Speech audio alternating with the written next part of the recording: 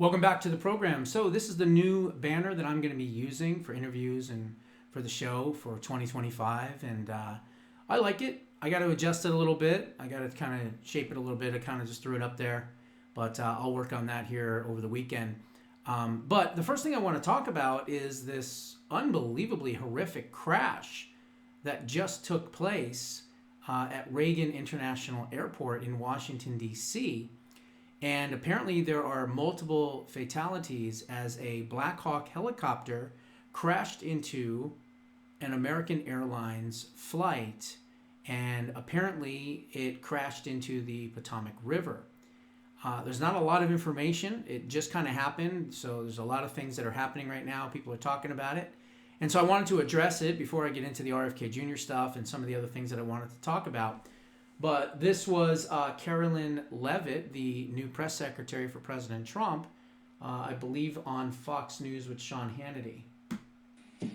Yes, Sean, of course, this was not the planned topic of discussion for your program tonight. But in light of this breaking news, I have called over to my counterparts at the White House, and I can confirm that President Trump has been made aware of this situation. And tragically, it appears that a military helicopter collided with a regional jet at DCA Airport right here in Washington, D.C. That's all I can confirm at this point in time. And I can just say that the thoughts and the prayers of the entire Trump administration are with all those that are involved. And we ask the public in this area to please stand by for guidance from law enforcement and allow them to do their jobs as they attempt to save lives right now.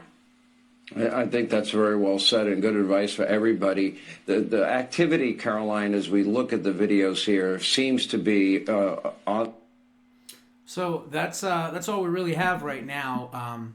Was this a terrorist attack? Was this intentional? There's not enough information yet to find that out, but I will certainly be doing my digging, okay? And if anything comes up that is nefarious or doesn't make sense or doesn't add up, trust me, I'll be talking about it. All right, so the next thing that I wanted to talk about is the RFK Jr. hearings. My goodness.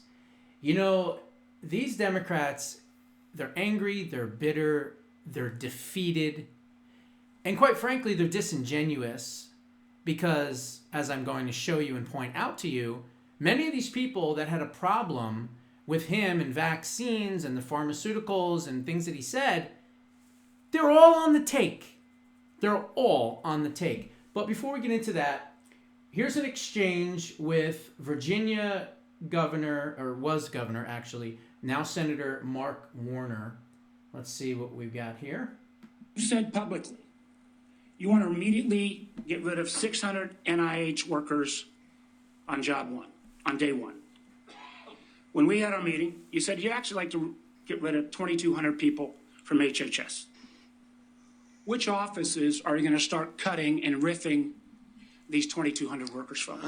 Senator, there's 200 political appointees that are changed during every administration. So if you got rid of those 200 political appointees, you're not going to replace them with your political appointeents. Well, President Biden this year changed 3,000 employees at HHS. 3,750 So at NIH. your 2,200, what departments are you going to pick them from? I love it. He points out the hypocrisy, and these Democrats ignore him and just keep going after their agenda. Unreal. Well, the same as President Biden did when he changed 3,000 out. Let me just, I'm down to a minute 30. The chairman's been generous with colleagues on both sides and may have to go a couple minutes over. But let me just say, so let's just answer, this, I hope, since you're asking to become the top healthcare official in the United States in terms of HHS, huge ramifications, and part of this job is to be the senior advisor to the president on health issues. So when we're looking at this purge and we're looking at laying off workers, when we're looking at potentially the president's illegal offer to try to buy out federal employees, which I would say to any federal employees, think twice. Has this individual in his business world ever fulfilled his contracts or obligations to any workers in the past? But if you are in this position, will you pledge that you will not fire federal? You notice they're always asking, will you pledge, will you pledge, will you pledge? It's like they want him on record so that when he goes and fires people that are incompetent and that can't work and don't want to work, now all of a sudden he's in trouble because he quote unquote pledged. This is how the left operates. This is how communists operate, okay? Federal employees who work on food safety, work on trying to preventing things like salmonella. Well, if they're working on food safety, they're not doing a very darn good job now, are they? Senator, there are 91,000 employees. So that I take that as that's a simple yes, and I'm going to take that as a no. Run that agency? They don't want him to answer because they know he's going to intellectually eviscerate them in 2 seconds. And that's why they're like, I'm reclaiming my time. I don't have time. It's a yes or no answer. Just answer the question, cutting him off. It's just ridiculous. I take that as a no. We talked about protecting Americans from cyber criminals, something we need to do a lot more on. Will you commit not to fire anyone in the health arena who currently works on protecting Americans from cyber attacks in their healthcare files? I will commit to not firing anybody who's doing their job. There it is. I will commit to not firing anyone who is actually doing their job. That is a giant middle finger to the left. Because here's the thing. The boat in Washington has not just been rocked. It hit an iceberg. And the Titanic, which is Washington, is sinking. And now these people are plugging the holes and they're throwing the dead weight to the sharks. And they don't like it. They don't like the fact that people are coming in that actually want to support the Constitution, rule of law, law and order, and actually make people work.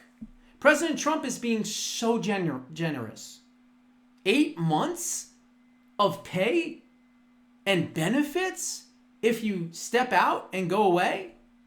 6% of the federal workforce works in Washington. 6%. The rest of them are jerking off at home in bubble baths, doing God knows what drugs, what porn they're watching, and they're getting paid for it. And we, you, me, are supporting it through our taxpayer dollars. These people need to all be fired. And President Trump said you have until, I think he said February 8th, I think it was. You have until the 8th or whatever it is to come back to work. And if not, you're gone as well.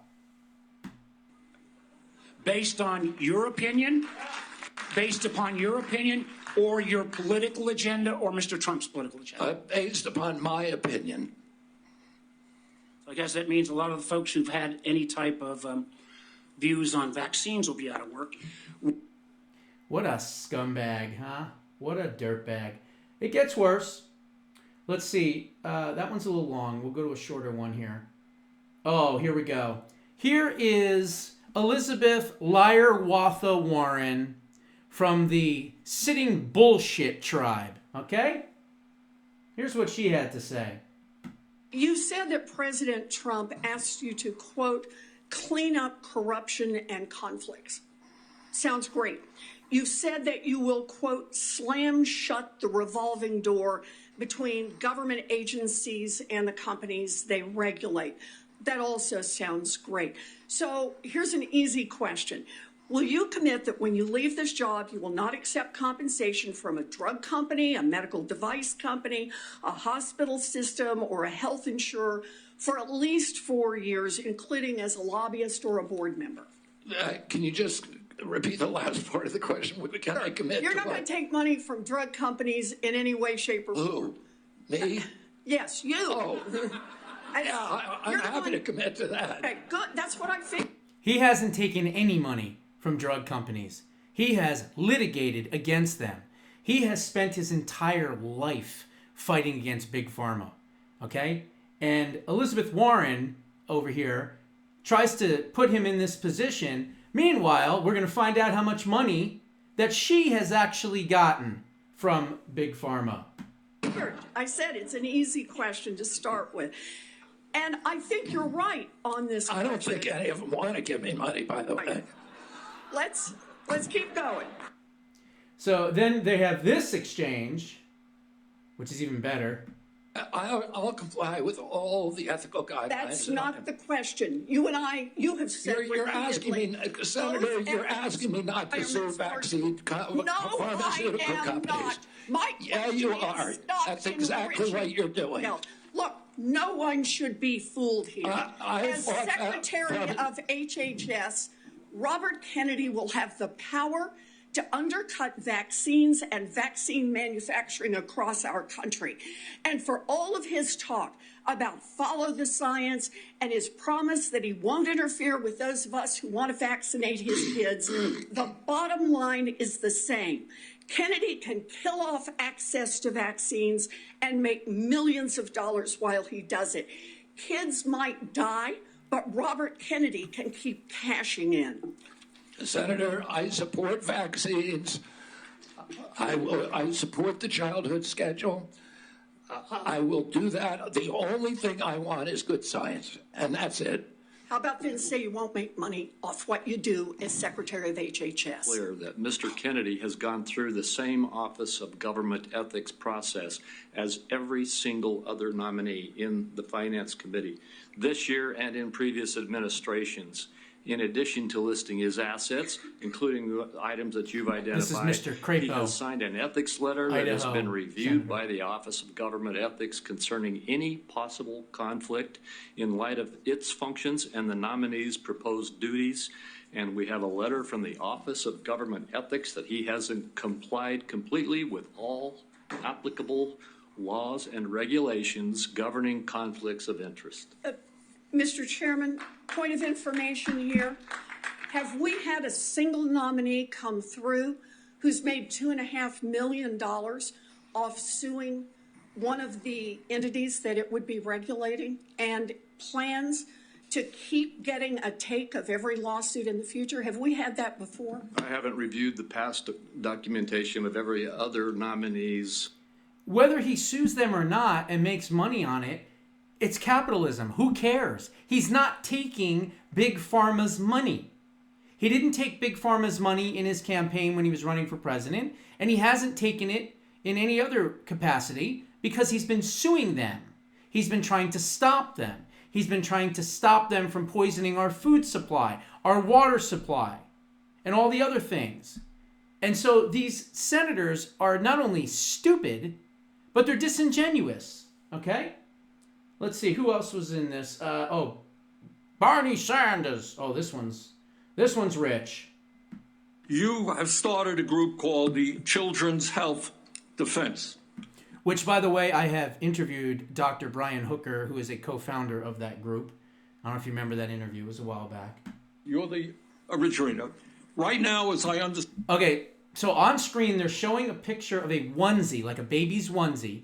And on the onesie, it says unvaxxed and unafraid, and then there's another one that says something else that when the video comes on, it'll show what it says.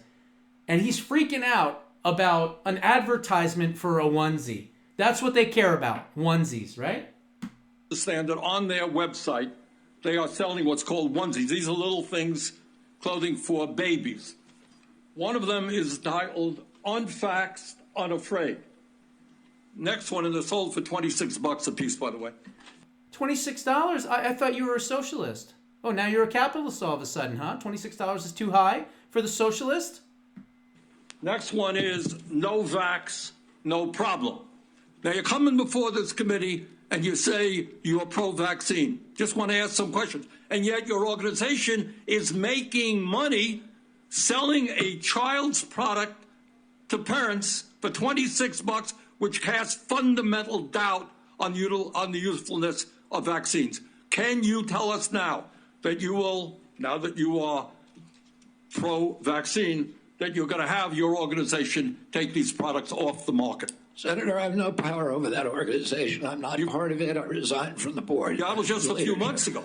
You founded that. You certainly have power. You can make that call. Are you supportive of this? I've had nothing to do with leadership. Are you supportive of these onesies? I'm supportive of vaccines. Are you supportive of this clothing, which is militantly anti-vaccine? I am supportive of vaccines. I will. I want good science, and I want to protect. But you will not tell the organization you founded not to continue selling that product. Thank you, Mr. Chairman. That's what they care about? Onesies for babies that parents bought for their children that say that their children are unvaxxed? That's the crime? That's his big crime? Really? Unreal. Who's this idiot? Ben Ray Luwan. I don't even know what this one is, but here, we'll throw this one on real quick. Are you a conspiracy theorist? Oh, wow. Right off the bat, New Mexico senator asks him if he's a conspiracy theorist. That is a pejorative, Senator, that's applied to me, mainly to keep me from asking difficult questions about... You know what's interesting is that they're asking him if he's a conspiracy theorist. When his uncle was murdered by Malcolm Mac Wallace, not Lee Harvey Oswald, which is now fact, and anyone that didn't agree with the Lee Harvey Oswald thing was called a conspiracy theorist. Powerful interest. I was told that I was a conspiracy theorist. That label was applied to me because I said that the vaccines, the COVID vaccine, didn't prevent transmission and it wouldn't prevent infection. When the government was telling... That's absolutely true. What is a vaccine? A vaccine is supposed to be something that what? Prevents you from getting whatever it is that you're giving that shot to prevent. But yet, in this case, with the COVID vaccines and all that, people were still getting COVID shots and booster shots and everything else. And guess what? Not only were they getting COVID, they were getting myocarditis, pericarditis, advanced cancers, brain cancer, strokes, heart attacks, skin lesions. I know I'm forgetting about 100 other possible ailments there. But it's unbelievable that they're calling and they're asking him if he's a conspiracy theorist when he's telling the truth. If it's supposed to be a vaccine, then you're not supposed to ever get whatever it is that it's supposed to prevent you from getting. That's what a vaccine is. That's the definition of a vaccine. Telling people, Americans, that it would. I was saying that because I was looking at the monkey studies in May of 2020. I was called a conspiracy. Now everybody admits it. I was called a conspiracy theorist because I said red dye caused cancer. And now FDA has acknowledged that and banned it. I was called a conspiracy theorist because I said fluoride lowered IQ. Last week, JAMA published a meta-review of 87 studies saying that there's a direct inverse correlation between IQ loss. All right, so I'm going to assume I could go on for about a week. Is there any one of them that you can say, you got me? That really was a conspiracy theory, or are you in a Not position? yet. Imagine that. He gets called out on his bullshit, and then he says, okay, is there at least something that we can get you on where we got you and you say, oh, I was wrong on? Fishing. Throwing the thing in there and hoping to get a bite. Well, guess what? He may not talk perfectly because of his health condition, but he's still got a brain, and he can still outsmart these idiots that are asking him these questions. What other putz is on here? Let's see, was there another one? Roger Marshall, he's a good guy.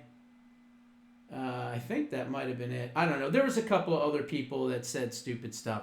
But anyway, let's get into this now, okay? So the bottom line here is, let's talk about the money, okay? Now, this is from opensecrets.org, and I don't need to hold the speaker anymore because I'm not doing any speaker stuff. So let's see here. All right, where's my glasses? Yes, I know. I'll be 50 on Tuesday, and I need glasses. It is what it is. And these are terrible glasses. What are these? My wife's? Jeez, I don't know where these came from. Whatever. I look silly and stupid. Whatever. At least I can see, right?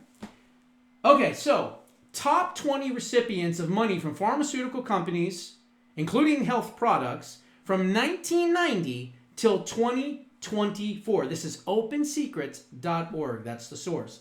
Who do you think's number one on the list? Well, I would have thought that it would have been a senator. And technically it is a senator, although that senator got pushed into the limelight because Dementia Joe, well, he couldn't hang anymore. So they cooed him, and they put in heels up headboard Harris. Well, guess what? Kamala Harris, number one on the list, $11,341,349. Joe Biden, number two, $9,128,291. Barack Obama, $6,041,678. Hillary Kenkles McPantsuit Clinton, $4,622,654. And then let's see who else is on this list. That's a Democrat. Frank Pallone, Democrat from New Jersey, $2,174,161. Bob Casey, thankfully, has been defeated in the Pennsylvania Senate race, but he was on there at $2,063,000. Mitch McConnell, the Kentucky Fried Chicken, that's right, $2,027,000. Bernie Sanders, $1,953,613. Oh, that's interesting. You're worried about these onesies.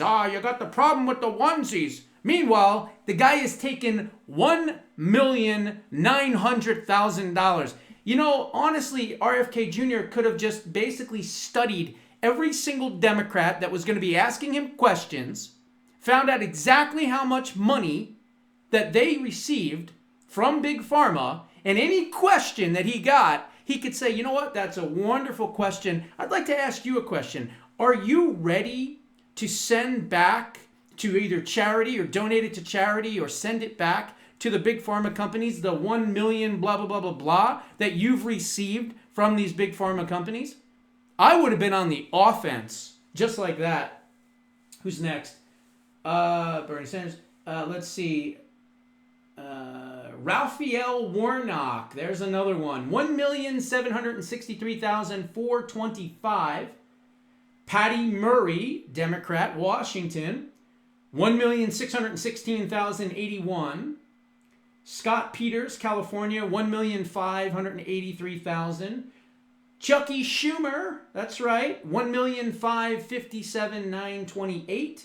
And the newly convicted 11-year jailbird, Robert Menendez, you know, Gold Bars Menendez, yeah, him, $1,491,425. Now, missing from the list was Liar Watha, sitting bullshit, as we know her, and she was not on the top list. So what does that mean? Well, it means that she's not the biggest amount of money coming from Big Pharma, but she still has had plenty, okay?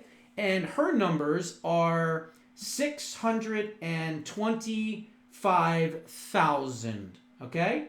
That's her number. And Ron Wyden is another one that was doing the questioning, and he has taken in thousands and thousands of dollars.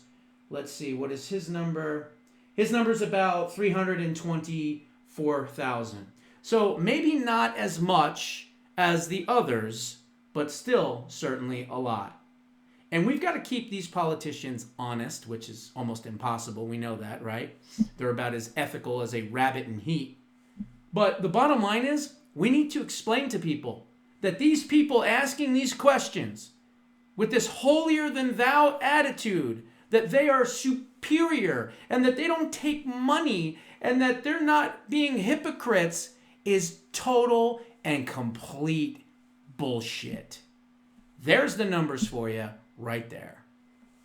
Those are my thoughts. What are yours? Put them down in the comments below. And remember, Full Throttle Thursday tomorrow. God bless.